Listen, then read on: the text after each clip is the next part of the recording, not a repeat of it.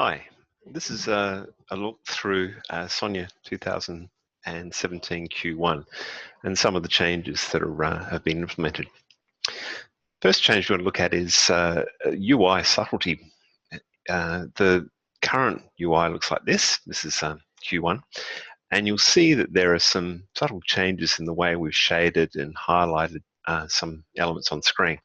By comparison, I'll just switch to a Q4 2016 view of the same sort of information.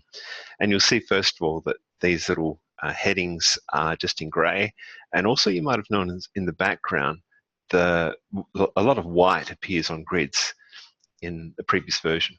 So if you're watching that, and I'll switch to 2017, you'll see how these little highlighted headings look a lot nicer, and also there's a little bit of grey in some of the grids to highlight headings and all that sort of stuff. So some subtle changes there. Another change which you won't really see but was done internally is the support for cultures inside of the client has been improved, and it opens the way for us to provide translated versions of the client in other languages. One of the key things I think we've introduced in this version is in the area of online text editing and basically editing text anywhere in here. The editor has changed to be pure HTML. So you'll find that if you go and look at online text in the home page, the little panel at the top looks slightly different, and all of the text at the bottom can now be edited in pure HTML, to the point where if you're a HTML person, you understand it, you can go into the raw mode and have a look at the HTML that's generated by the system. But for most of us, I think we'll stick to the easy to read view. As mentioned in a previous heads up, one of the things to watch out for if you're doing the spell checker, the spell checker may have some problems. I've got to find something with a bad spelling mistake in it, showing some funny HTML in it. So if I just do that, this one's working fine because my text is formatted correctly. But if you had a previous message or document that you were editing in this new release, you might find the misspelt words area up here will have all sorts of strange HTML in it. And to fix it, it's pretty straightforward. You just need to make a major change up here, like change a color scheme, and it will reset everything to be correct HTML. Some of the other things you can do now in this area is we've added the ability to add headers and footers for some of our other products. So if I come up to File and University Options, in here under Online Text, this is if you're allowed to do this, there'll be some options in here about changing the header and footer for the Sonia dashboard and also for the Sonia Check Manager. So you can customize the headers to be specific to your university rather than being the generic ones that we see. Okay, so let's look at some of the exciting changes in the area of forms. If I bring up a form page here, so one of the first things we'll look at is the ability to set the width of a form. So rather than having a form taking the whole width of your screen or whatever the device is, you can now set the width to be whatever width you want, and the units can be picked from a little drop-down list of units. If you're unfamiliar with some of these terms, then look them up or else give us a call. We'll explain how they work. But cm and centimeters and millimeters are pretty self-evident. You can also, while we're on the topic of widths, you can now go into a table. I've got a table designed in here, and you can see that it's got 3 columns in it. And if we look at the layout, there's 3 columns and all that sort of stuff. But now there's a new little panel just here that says column widths, and it lets you define the column widths of each of those 3 columns. So I can say, well, I want to define the column width of the first one. So I can pick up to 3, 1, 2, 3. And then in here I can say, well, what width is that going to be? And I want that to be 3 centimeters wide. So this is a way of you setting the widths of columns in tables, and that's really handy if you've got multiple tables on your form and you want all of them to line up nicely. So that's a handy feature as well. Another thing you can do in under options is we now have a section down here for placement officers. So that's where you can add new staff that have access to your particular discipline. But on top of that, if I edit this, we have a new section in here on permissions. And the permissions section has two panels. One says general and the other one says school X options. Ignore the X's everywhere. That's just me testing aliasing. So up here, you would have seen this before. This is settings such as this person an active placement officer or are they an old one, whether they can manage university options and all sorts of things like that. But underneath it, this is the new bit where you can turn on or off the various school option panels.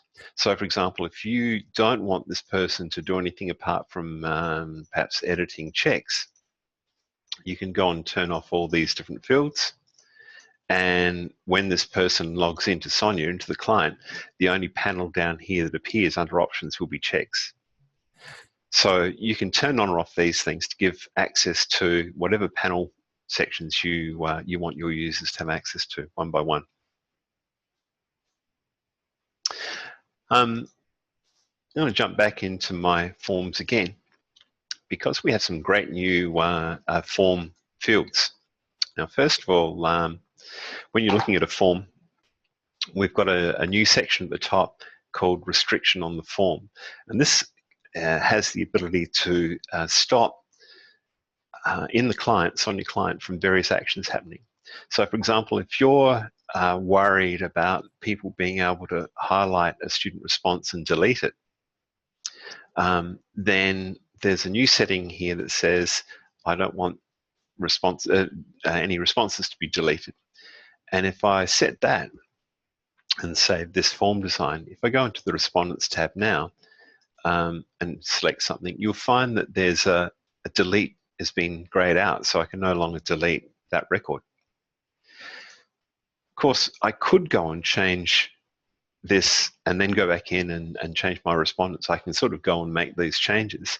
But the key thing is if you do that and then secure the design of the form by, for example, adding a password or saying only school administration people can do it, then it further stops these things from being changed and it can lock down the form quite severely. So some of the other ones that are here, exporting responses means that you don't want people to be able to export responses. Over here, if you don't want people to be able to export the design of the form, then you can do that. This one says viewing responses in reports. You should know that there is a custom report for forms, and if you click on this one, it stops this form from being accessed in reports. Similarly, this one stops people from using impersonation to view responses. So it means you can't go through and under responses, pick one and impersonate them and see that form. It won't come up. So there's all sorts of options here that you can turn on or off. One of them that's particularly interesting if you want to stand and want to use it is quite a few of these options have area owned in them. An area owned is if you are associated with an area. This is a new feature in Sonia as well, because you might have placement groups you've set up with various areas, and if you're associated with one of these areas, then it'll only show you and let you export the forms for the students that are placed in those areas. It's sort of like a messy thing, but what it does is it makes sure that you're only looking at responses from the students that you're dealing with and your responsibility.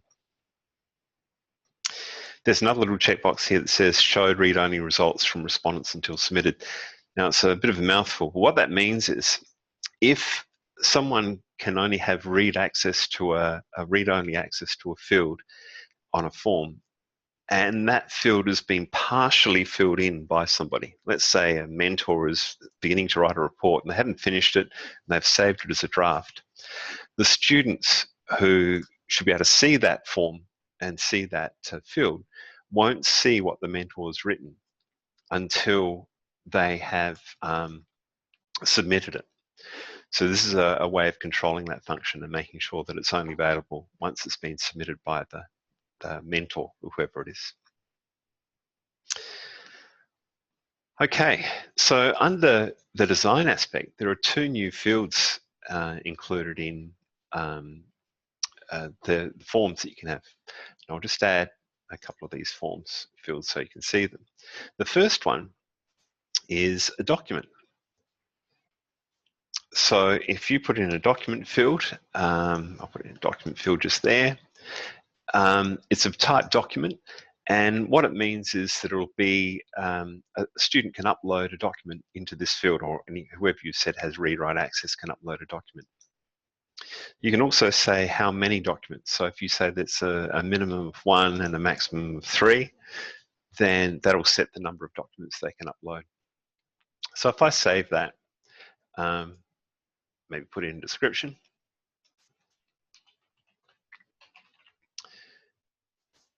and maybe have a look at one of my respondents.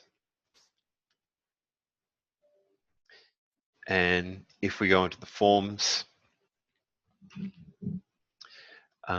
we'll see, I think it was that one.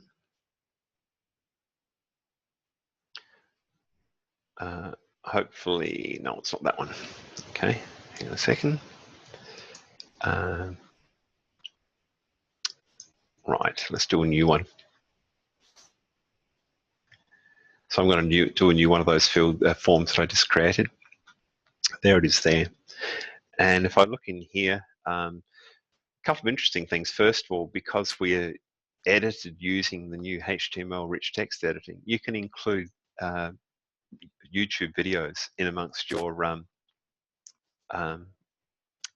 descriptions, which is really handy if you've got a descriptive video you wanted to show. But the document panel that I just added is appearing just down here. You can see it just here. And there's actually another one just up here in this table.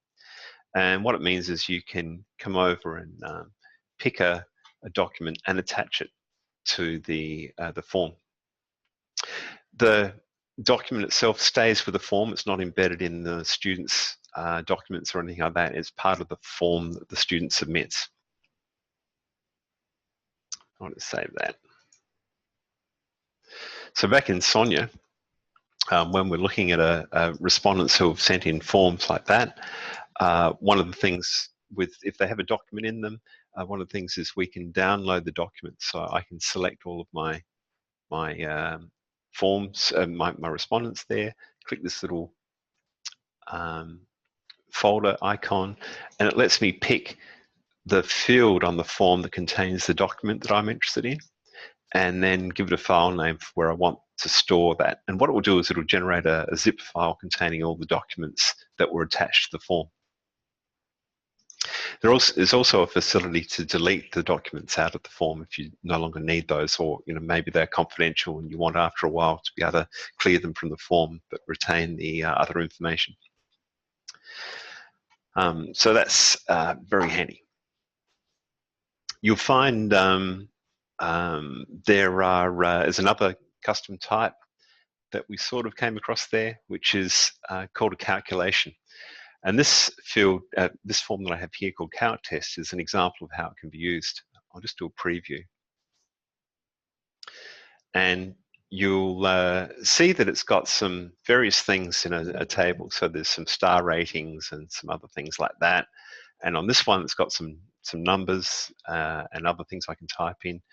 And basically, there are fields at the bottom of the table that are read-only. I can't edit them, but they are calculated based on the contents of the fields above them.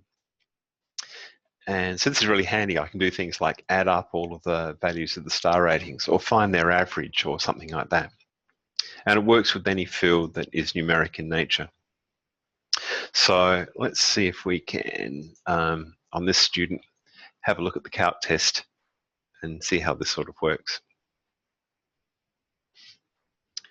Of course, I get an error. So well, let's try that again. If I go in as a respondent, I'm not sure whether my form design has a problem or not. That's better. I was actually logged in again as that other student in impersonation. That's why that error occurred.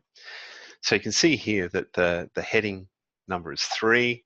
I've got 3.5 stars and some other star ratings. And what that's doing is adding up those star ratings and all these numbers and giving us a total of 19.5.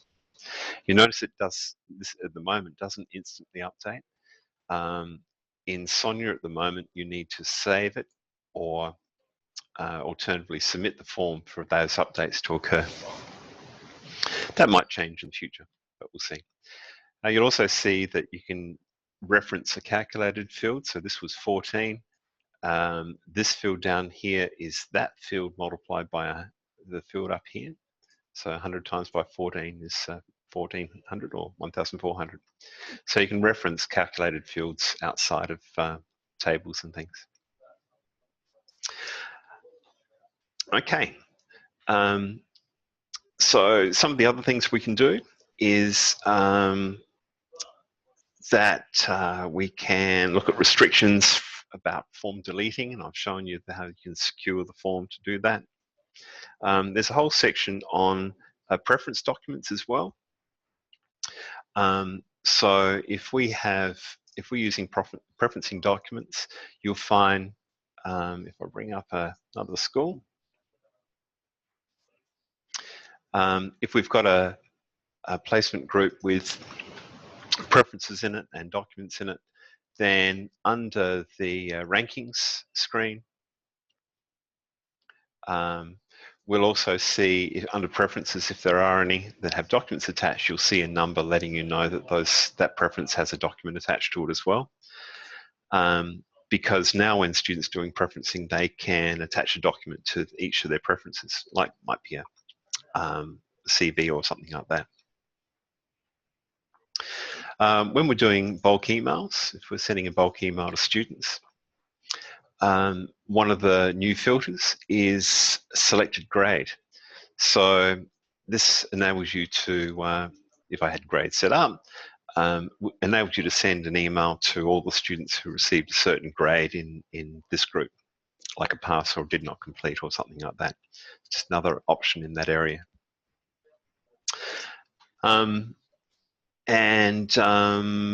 That's about it in the client that I wanted to show you. You can, oh, there's one more thing I forgot. When we're doing placement requests, so if I have a placement request for several sites and I want to use these for preferencing, when you open up the placement request now,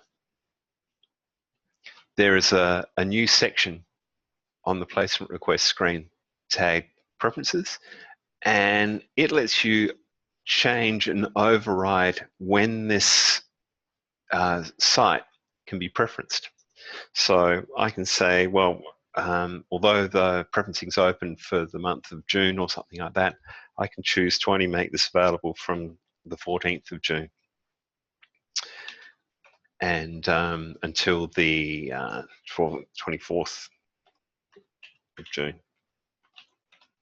So it means that you can defer or open the preferencing for various sites before or after others if you need to.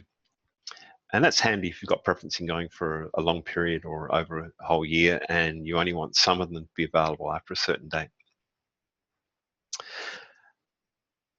Okay, so in Sonia Online, there have been some subtle changes made, including things like in nursing, if I open up this, site contacts, when they're when they're looking at their students. If you're using the new PIP functionality, and this is something that's only used by Australian, usually in medicine, users, you'll see there'll be if there's timesheets, there'll be a thing for entering a PIP activities and whether to be able to say it's for PIP, which is a way of claiming back the cost of having students at a medical site. Of course, all the form changes have come through, so you'll find all the forms now have the new fields in them, like documents and calculation fields and all those sorts of things. So hopefully you'll enjoy those new features, and if you'd like to see any of them in more detail, please don't hesitate to call Planet Software and ask for a demonstration.